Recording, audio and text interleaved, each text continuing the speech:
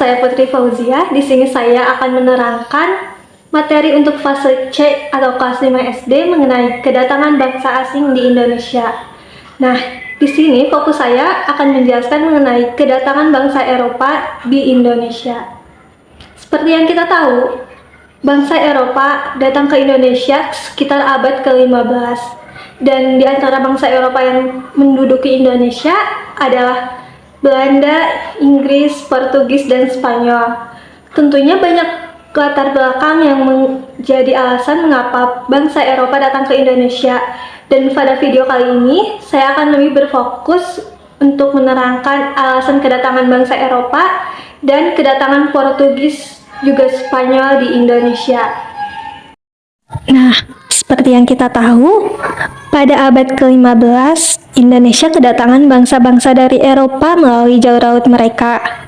Setidaknya, ada 4 alasan yang melatar belakangi kedatangan bangsa Eropa ke Indonesia. Di antaranya adalah perkembangan ilmu pengetahuan dan teknologi, revolusi industri, jatuhnya Konstantinopel, dan gerakan 3G atau God, Glory, dan Gospel. Sekarang, mari kita bahas satu persatu latar belakang kedatangan bangsa Eropa ke Indonesia.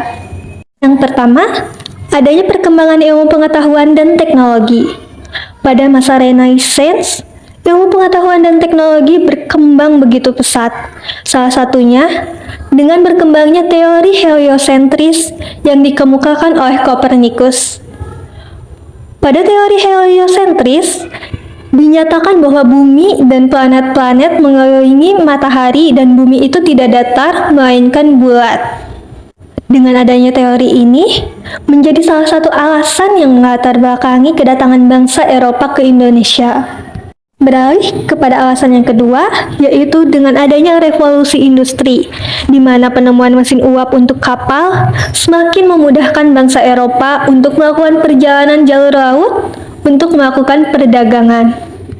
Yang ketiga, ialah jatuhnya Konstantinopel sebagai ibu kota Kekaisaran Romawi. Pada tahun 1453, Turki Utsmani yang saat itu dipimpin oleh Sultan Muhammad II berhasil merebut Konstantinopel dari Kekaisaran Romawi, sehingga mereka menutup jalur perdagangan. Hal ini menyebabkan para pedagang dari Eropa tidak bisa lagi mendapatkan rempah-rempah. Mereka pun mulai mencari rempah-rempah ke benua lain, salah satunya Indonesia dan negara-negara lain di benua Asia. Lalu, alasan yang terakhir ialah adanya gerakan 3G atau God, Glory, Gospel. Melihat kekayaan alam Indonesia, bangsa Eropa yang awalnya datang hanya untuk mencari rempah-rempah, akhirnya memiliki tujuan lain, yaitu untuk mencari 3G, yang berarti kekayaan, kejayaan, dan penyebaran agama Nasrani.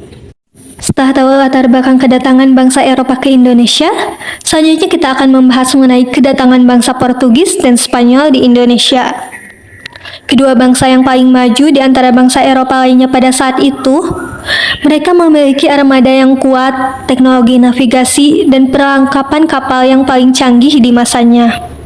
Kedua negara tersebut berniat melakukan ekspedisi penjelajahan samudera.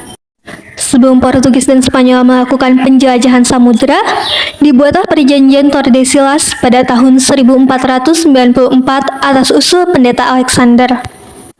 Perjanjian ini dibuat agar tidak terjadi bentrokan di antara dua bangsa besar ketika melakukan pelayaran.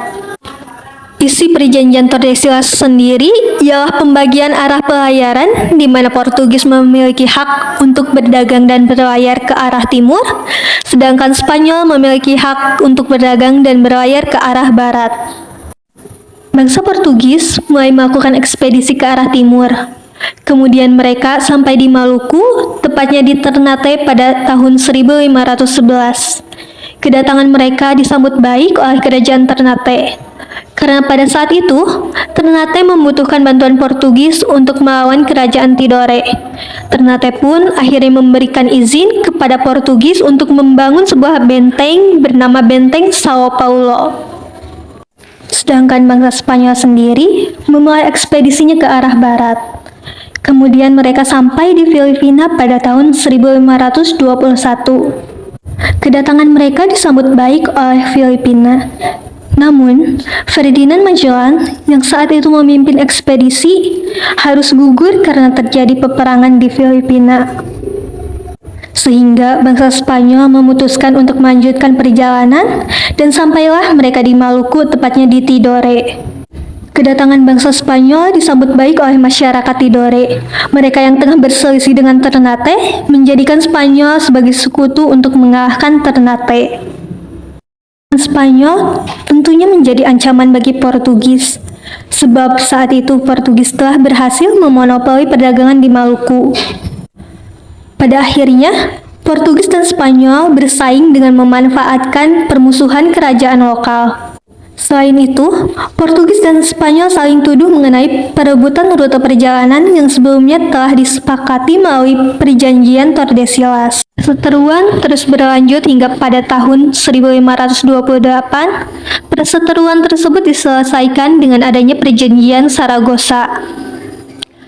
Isi dari perjanjian Saragossa adalah pembagian bumi menjadi dua pengaruh dan kekuasaan, di mana bangsa Portugis memiliki wilayah kekuasaan dari Brazil ke arah timur sampai dengan Kepulauan Maluku, dan Spanyol memiliki wilayah kekuasaan dari Meksiko ke arah barat sampai dengan Kepulauan Filipina.